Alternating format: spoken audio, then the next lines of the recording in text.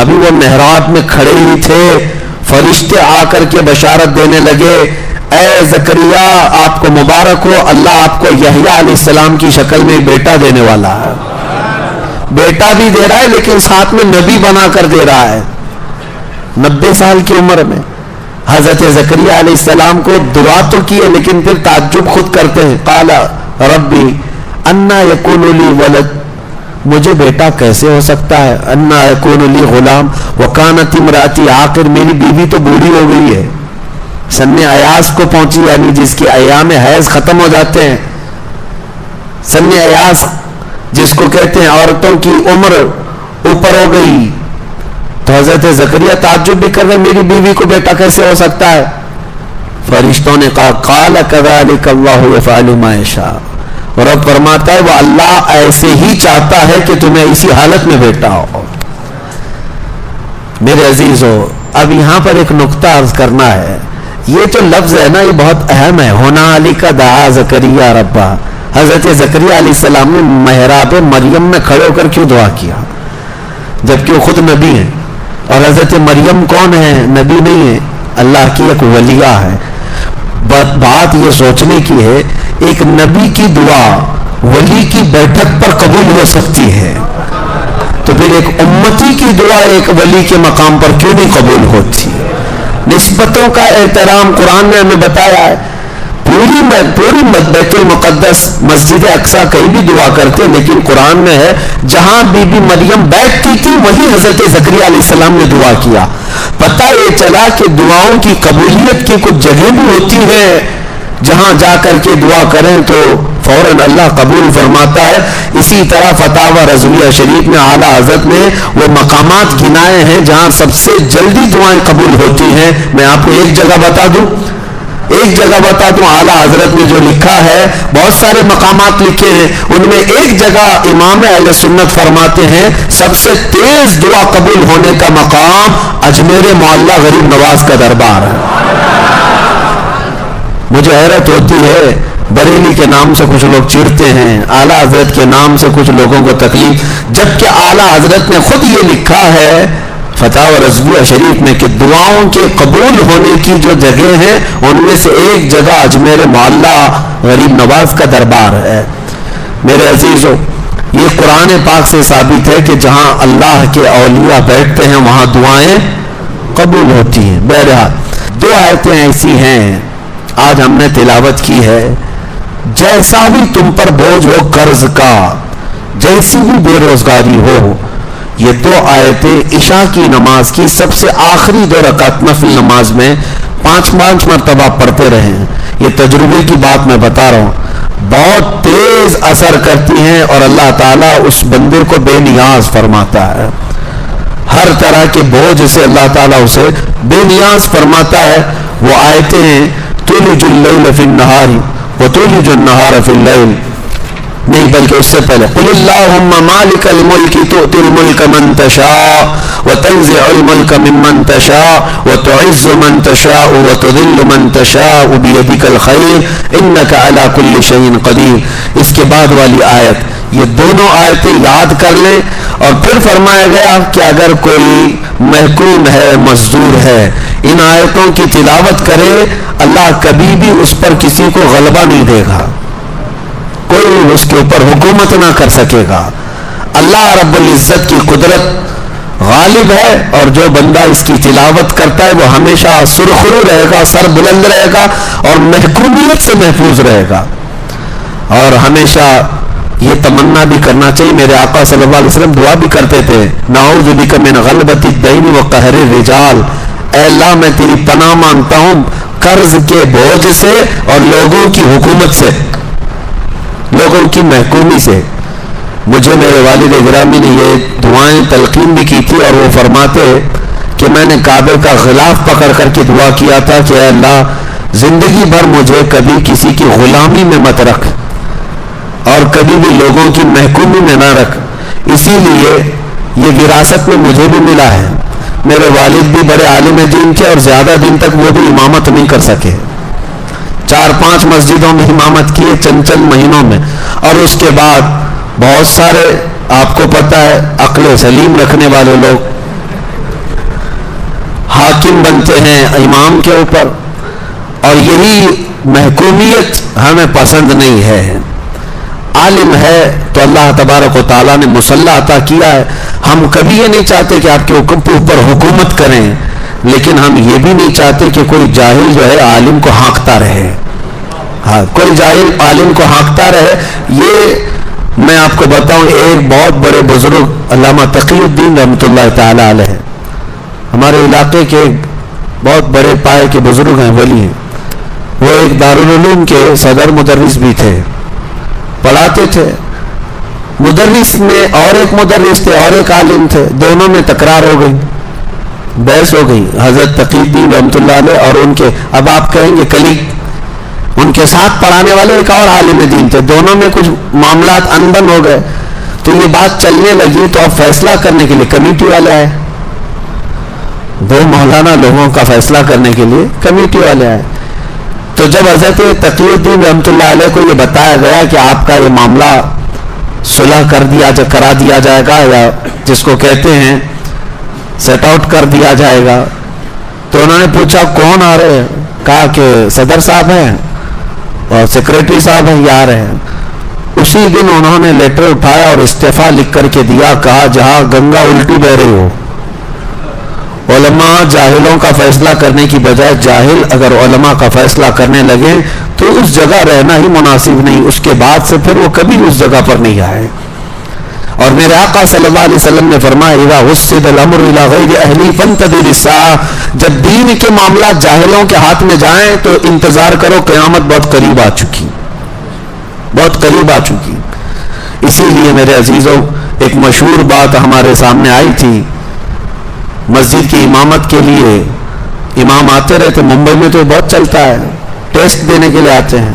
पहले जुम्मा पढ़ाएंगे, फिर मगरिब इशा पढ़ाएंगे, देखेंगे इनकी किरत कैसी है, तकरीर कैसी है, और टेस्ट कौन ले रहा होता है? जाहिल लोग देते हैं। एक इमाम साहब मस्जिद की इमामत के लिए आए, अप्लाई किए, जुम्मा पढ़ाया उन्होंने, उसके बाद बैठे कमेटी वाले लोग टेस्ट लेने के लिए कि हजरत हम थोड़ा बहुत आपसे पूछेंगे, उसके बाद इमामत पे रखेंगे। कहा ठीक है पूछिए। तो सदर साहब ने पूछा क़यामत की निशानियां क्या है? मौलाना आप बताइए। उन्होंने कहा सबसे बड़ी निशानी तो आप ही हैं। क़यामत की पहली निशानी यह है कि जाहिल जो है उलमा का टेस्ट लेने लग जाए। उसके बाद वो वहां से निकल गए। बहरहाल बात तवील ना हो जाए, ये दुआएं याद रखें, अल्लाह तबारक व तआला हमेशा महकूमी से महफूज रखे, रिस्क ऐसा दे कि अल्लाह ताला बेनियाज करके रिस्क अता करे, लोगों की मोहताजी से हमेशा महफूज रखे। इसकी दुआ भी करते रहो और कोशिश भी करते रहो। आयत मुबाहला, एक आयत इसमें है ईसाइयों का और हुजूर पाक सल्लल्लाहु ताला अलैहि वसल्लम का। एक बार इस बात पर मुबाहसा हुआ कि कौन हक पर है। ईसाई कहते थे कि हम हक पर हैं। नबी पाक सल्लल्लाहु ताला अलैहि वसल्लम को अल्लाह ने फरमाया, ऐ महबूब आप उनसे कह दें अगर तुम हक पर हो ना, फ़कुल तालो नदो अबनाना व अबनाकुम व निसाअना व निसाअकुम व अनफुसना व अनफुसकुम, आओ मैं अपने बेटे बेटियां लेकर आता हूं, मैं अपनी औरतें लेकर के आऊंगा, मैं खुद भी आऊंगा, तुम अपने बेटे बेटियां ले आओ, तुम अपनी औरतें ले आओ और तुम खुद भी आओ, और बैठेंगे एक मैदान में। यही मुबाहला है, एक मुनाजरा है, डिबेट करना, यानी मैं एक दलील दूंगा आप एक दलील देंगे, मुनाजरा है। और एक है मुबाहला, इसमें बातचीत नहीं है, इसमें बैठे रहेंगे मैदान में और दोनों दुआ करेंगे, दोनों दुआ करेंगे कि अल्लाह जो झूठा है उसका चेहरा काला कर दे, या कोई निशानी। जैसे बहुत सारे हमारे बुजुर्गों ने मुबाहले में अलग अलग चीजें इख्तियार की हैं। मैं पहले ये हुजूर का मुबाहला बताता हूं। हुजूर पाक सल्लल्लाहु अलैहि वसल्लम ने ईसाइयों से कहा, आ जाओ तुम भी आओ मैदान में, मैं भी आता हूं, और हम अपने अपने रब को पुकारेंगे, जिसका दीन सच्चा होगा वह हक उसका जाहिर हो जाएगा। ईसाई मान गए, कहा कि ठीक है। नजरान एक जगह है, वहां के ईसाई थे। अब हुजूर पाक सल्लल्लाहु अलैहि वसल्लम अपने घर से निकले और साथ में किसको लिया? सैयदा बीबी फातिमा ज़हरा को, इमाम हसन को, इमाम हुसैन को, और हैदर कर्रार अली मुर्तदा को। یہ پنجتن پاک کا قافلہ نکلا ہے اور نجران کی طرف. میرے عزیزوں، ناموں میں اتنا اثر ہے کہ آج بھی ہم دعا کرتے ہیں لی خمسۃ اطفی بہا حر الوباء الحاطمہ المصطفیٰ والمرتضی وبناہما والفاطمہ.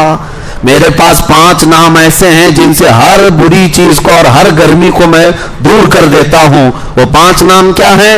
ایک مصطفیٰ، ایک مرتضی، ایک حسن و حسین اور ایک فاطمہ. یہ 5 ناموں میں یہ تاثیر ہے. یہ پنجتن پاک کا قافلہ نکلا نجران کی طرف اور حضور پہنچ گئے.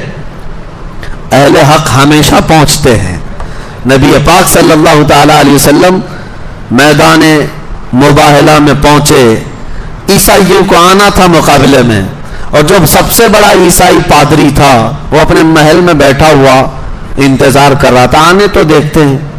اور جب حضور پہنچ ہی گئے تو ان کو پہلی بات تو سمجھ میں نہیں آ رہا کیا یہ صحیح میں آ گئے. اور اس کے بعد دیوار پر چڑھ کر کے جھانکنے لگا کہ آئے ہیں تو دیکھ لوں. پہلے دور سے نبی پاک کے چہرے پاک کو دیکھا اور ساتھ میں وہ ایسا منظر تھا کہ سورج جگمگا رہا ہو اور ساتھ میں چاند بھی ہو اور ستارے بھی ہوں. پھر اس آسمان کا کیا کہنا. اس نے دور سے دیکھا اور سٹپٹا گیا اور سارے عیسائیوں کو بلایا اور پکار کر کہا نادانو تم نے کس کو موبائل کے لیے بلایا؟ دیکھ نہیں رہے وہ چہرہ؟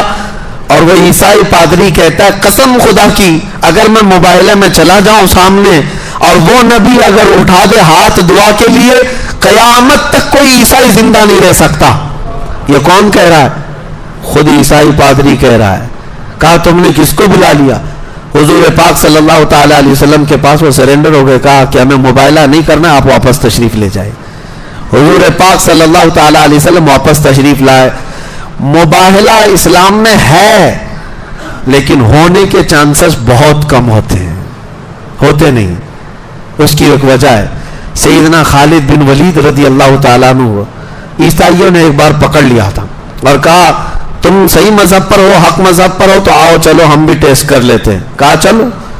حضرت خالد بن ولید کے سامنے جو معاملہ تھا وہ کیا تھا؟ عیسائی آئے اور ایک ایسا خطرناک زہر لا کر کے رکھا، ایسا خطرناک زہر جس کو چھونے سے چمڑی نکل جاتی تھی. اگر وہ زہر لگ جائے تو چمڑی نکل جائے گی، اتنا خطرناک زہر. عیسائیوں نے کہا کہ چلو اس زہر کو رکھتے ہیں اور ہم دونوں دیکھتے ہیں، اللہ کا نام لیتے ہیں. حضرت خالد بن ولید نے کہا یقین ہے مجھے، میں میرے رب کا نام لے کر زہر اٹھا کر پی لوں گا، تمہیں بھی پینا ہوگا. حضرت خالد بن ولید کو انہوں نے کہا ٹھیک ہے تم پہلے کرو. حضرت خالد بن ولید نے بسم اللہ الرحمن الرحیم پڑھا اور اٹھا کر پورا زہر پی لیا. وہ گھبرا کر بھاگنے لگے. کہا کہ یہ کون انسان ہے کیا؟ اور بہت دیر تک دیکھتے رہے کہ کچھ تبدیل ہوگا کہ نہیں ہوگا. کہاں سے تبدیل ہوتا؟ وہ خالد بن ولید سیف اللہ المسلول ہے. کچھ نہیں ہوا، اللہ کے نام سے پیا. عیسائیوں نے کہا کہ یہ کچھ جادو کر دیا تم نے، ہو سکتا ہے یہ جادو ہوگا شیشی پر یا بوتل پر. حضرت خالد بن ولید نے کہا پورا نہیں، جو بچا ہے اس میں وہی چاٹ لو جو بچا ہے. لیکن ان میں سے کسی کی ہمت اور طاقت نہیں ہو سکی کہ اس زہر کو چکھ بھی سکے. ہر زمانے میں یہ ہوا ہے. عزیزان گرامی وقار، آگ میں جانے کا جو مباہلے کا معاملہ ہے یہ بھی کوئی پہلی مرتبہ نہیں تھا. لوگ مجھے آج پوری دنیا میں تقریباً اسی نام سے جانتے بھی. نبی پاک صلی اللہ تعالی علیہ وسلم کی عزت کی بات تھی، ہم نے مباہلے کا اعلان کیا تھا. اور ظاہر سی بات ہے کوئی پری پلان اور منصوبہ بندی نہیں ہوتی، یہ جذبات ہوتے ہیں، یہ ایمانی تقاضا ہوتا ہے. ہم نے بہت دنوں تک دیکھا ان کو ڈیبیٹ کرنے کا کوئی مسئلہ ہی نہیں، اور ان کے میدان ہے، ان کا میز ہے، ان کے ٹٹو ہیں، ان کا میڈیا ہے، جس کو چاہے لڑاتے رہیں. اس کے لیے ہم نے کہا تھا سیدھی سی بات ہے کہ آؤ میدان میں اترتے ہیں، کوئی میڈیا والا آئے نہ آئے، ہم بھی اتر کر کے آگ میں چلتے ہیں، تم بھی اتر کر کے آؤ، دیکھا جائے گا. میرے عزیزوں، یہ کوئی اس وقت کی کوئی لفاظی یا پکائی نہیں. الحمدللہ اس اعلان پر آج بھی میں برقرار ہوں، آج بھی آخری سانس تک ہم برقرار ہیں اس چیز پر. ہمارے دین پر ہمیں یقین ہے. مجھے میری ذات پر نہیں، میرے رب کی ذات پر یقین ہے، اور میرے نبی کے سچے ہونے پر ہمارے وجود سے زیادہ یقین ہے. ہمارے وجود سے زیادہ یقین ہے. یہ ضروری نہیں کہ ہم بہت پاکیزہ لوگ ہیں، بہت بڑے ولی ہیں یا پرہیزگار ہیں، نہیں، ہمیں ہماری طرف کوئی یقین نہیں ہے، لیکن اللہ کی ذات پر یقین ہے. یہ پہلی مرتبہ نہیں، سرکار مفتی اعظم ہند رحمۃ اللہ تعالی علیہ کے زمانے میں بھی اس طرح کا معاملہ پیش آیا. اور ایک بڑے بزرگ ہیں ابو مسلم خلانی، ان کے زمانے میں بھی ایسا معاملہ پیش آیا آگ میں اترنے کا، اور وہ اتر کر کے بھی دکھائے. حضرت مفتی اعظم ہند رحمۃ اللہ تعالی علیہ کے زمانے میں شدھی کرن ایک تحریک چل رہی تھی، گھر واپسی، بہت سارے لوگوں کو مرتد بنا رہے تھے لوگ. تب ایک بہت بڑے پنڈت اور سوامی کو انہوں نے چیلنج کیا تھا آگرہ کی سرزمین پر کہ ایک بہت بڑی کڑھائی تیل میں پک رہی تھی اور آگ لگی ہوئی تھی. مفتی اعظم ہند رحمۃ اللہ تعالی علیہ اور شیر بیش اہل سنت علامہ حشمت علی خان رحمۃ اللہ علیہ، یہ دونوں تھے. اور جو سوامی تھا، جو پنڈت تھا، وہ بکواس کیے جا رہا تھا. تو آپ نے اس سے کہا کہ اگر تو اپنی تمام باتوں پر سچا ہے تو آجا اس کڑھائی میں کود جاتے ہیں. یہ گرم کھولتا ہوا تیل ہے، یہ آگ لگی ہوئی ہے. اس نے سوچا کہ یہ مذاق میں کہہ رہا ہے مولوی. پھر انہوں نے کہا، کھینچ کر کے جب قریب لایا تو تھر تھر کانپنے لگ گیا. کہا کیا حقیقت میں کرے گا؟ یہی معاملہ سلطان الہند غریب نواز کی بارگاہ میں بھی ہے، آپ کے ساتھ بھی ہوا. ایک مرتبہ ایک پجاری بیٹھا ہوا تھا، آگ کی پوجا کر رہا تھا. غریب نواز رضی اللہ تعالیٰ عنہ نے رک کر کے کہا کہ ذرا اس میں ہاتھ ڈالو جو تمہارا خدا ہے. اس نے کہا یہ تو جلائے گی. کہا اتنے سال سے عبادت کر رہے ہو پھر بھی جلائے گی. تو سرکار غریب نواز نے جب یہ کہا تو پجاری نے کہا یہ سب فلسفہ، یہ منطق چلنا چھوڑ دو، آگ کا اثر ہے جلانا، وہ جلاتی ہے. غریب نواز نے فرمایا نہیں، آگ کا اثر جلانا ہے لیکن بغیر حکم خدا کے نہیں جلاتی، میرے خدا کے حکم کے بغیر نہیں جلاتی. تو اس نے کہا اگر تم اپنی باتوں پر اتنے پکے ہو تو تم ہی ہاتھ ڈال دو. اس کی گود میں ایک بچہ رکھا ہوا تھا. سرکار غریب نواز نے اس کا بچہ بھی اٹھا لیا اور خود آگ میں چلے گئے. بہت بڑی آگ تھی وہ، اور ایسے چلے گئے اندر. وہ واویلا مچانے لگا، چلانے لگا کہ یہ درویش گیا تو گیا، میرا بچہ بھی لے کے گیا. بہت دیر تک وہ باہر نہیں آئے. کئی لوگوں کو اس نے جمع کر لیا، بہت سارے لوگ دیکھنے آئے. کافی دیر کے بعد سرکار غریب نواز اس بچے کے ساتھ اپنا جبہ جھاڑتے ہوئے باہر تشریف لائے. کچھ بھی نہیں تھا. بچے کو لے کر کے اس نے دیکھا تو ماتھا بھی ٹھنڈا ہے، جسم بھی ٹھنڈا ہے، سب پکڑ کر کے دیکھو تو آگ کا کوئی اثر ہی نہیں. بچہ تو غریب نواز کا نہیں تھا، بچہ اسی کا تھا. سرکار غریب نواز رضی اللہ تعالیٰ عنہ نے ثابت کر دکھایا. آگ میں وہ حقانیت ثابت کرنے کے لیے، اپنی کرامت نہیں، اللہ کی وحدانیت اور اسلام کی حقانیت ثابت کرنے کے لیے گئے اور واپس آئے. لیکن ساتھ میں یہ بھی بتا دیا جو ان کے دامن سے وابستہ ہوتا ہے، وہ چاہے کسی کا بھی بچہ ہو، اللہ اسے بھی محفوظ رکھتا ہے. اسی لیے ہمارے نعرے کیا ہوتے ہیں؟ غوث کا دامن، یہ بولتے ہیں نا، خواجہ کا دامن. کیوں کہتے ہیں ہم؟ اسی لیے کہ ان دامنوں سے لگے رہیں گے، دنیا کی آگ سے بھی محفوظ اور آخرت کی آگ سے بھی انشاءاللہ محفوظ رہیں گے. یہ آیت مباہلہ. سیکنڈ چیز میں نے آپ کو بتا دی. مباہلہ کیا ہوتا ہے؟ مباہلہ حق کی اظہار کے لیے باطل اور حق کے درمیان ایک ایسا مقابلہ کہ دونوں اپنے اپنے خداؤں کو پکاریں اور اللہ رب العزت حق کو ظاہر فرماتا ہے. تیسری چیز میں نے آپ کو کہا، محمد صلی اللہ تعالیٰ علیہ وسلم اللہ کے رسول. یہ معاملہ حضور کی وفات کے وقت، میرے عزیزو، ہمارا اسلام ایسا ہے جو کسی شخص پر ڈیپینڈ نہیں ہے، کسی بھی شخص پر ڈیپینڈ نہیں ہے. کوئی اگر یہ سوچتا ہے کہ مجھ سے ہی سب کچھ چل رہا ہے اور میں نہیں رہوں گا تو دین کا نظام نہیں چلے گا، تو یہ خام خیالی ہے. امت میں بڑے بڑے علماء آئے، صحابہ آئے، فقہاء آئے، لیکن کیا اسلام رکا ان کے جانے کے بعد؟ سرکار غوث پاک کا اپنا زمانہ تھا، لیکن ان کے انتقال کے بعد کیا اسلام ختم ہوا؟ غریب نواز کے بعد اسلام ختم ہوا؟ کسی کے بعد نہیں. اسلام جو ہے کسی شخص سے ڈیپینڈ نہیں. اللہ تعالیٰ اپنے دین کی خدمات کسی سے بھی لیتا ہے, لیکن یہ دین صبح قیامت تک رہے گا. نبی پاک صلی اللہ علیہ وسلم کی وفات کے بعد یہ دین نہیں رکا, تو پھر اب کسی اور کے بعد کیوں رکے؟ حضور کا جب انتقال ہوا تو صحابہ میں ایک بہت بے چینی تھی, بہت بے چینی تھی. صحابہ اکرام ایسی کیفیت میں تھے کہ ان کو بتانا مشکل ہے, لیکن صدیق اکبر نے یہی آیت تلاوت کی تھی جو آج ہم نے تلاوت کی. وما محمد الا رسول قد خلت من قبله الرسل افإن مات أو قتل انقلبتم على اعقابكم ومن ينقلب على عقبيه فلن يضر الله شيئا. حضرت ابو بکر نے منبر پر کھڑے ہو کر کے آیت تلاوت کی. حضرت عثمان غنی کو صحابہ بتاتے ہیں ایسی حالت تھی جیسے بچوں جیسی حالت ہو گئی تھی. حضرت علی پتھر کی طرح جامد کھڑے ہو گئے تھے, کوئی ہلائے تو ہلتے نہیں تھے. صحابہ جہاں تھے وہیں دیواروں سے کوئی چپکے ہوئے کھڑے تھے.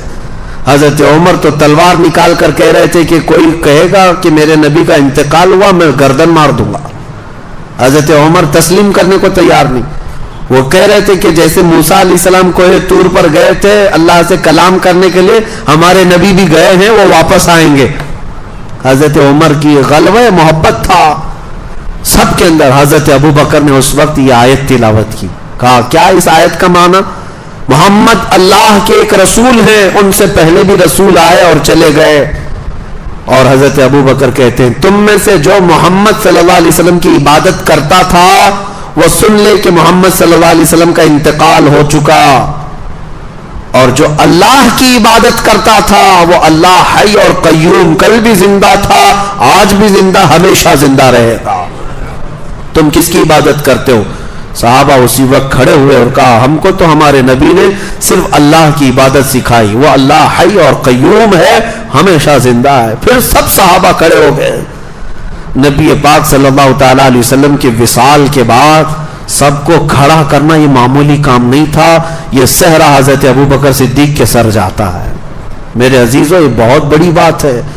غم میں ایسا ہوتا ہے کہ کبھی اگر آپ کے گھر میں آپ کے باپ سب سے اہم ہو, باپ کا انتقال ہو جائے تو گھر سونا سونا ہو جاتا ہے. لوگ بیٹھے رہ جاتے ہیں, کچھ کرتے نہیں, سمجھ میں نہیں آتا کرے کیا. وہ تو امت کے آقا, ہم غریبوں کے والی تھے, وہ صحابہ کی آنکھوں کی ٹھنڈک تھے. جس دن میرے آقا انتقال کر گئے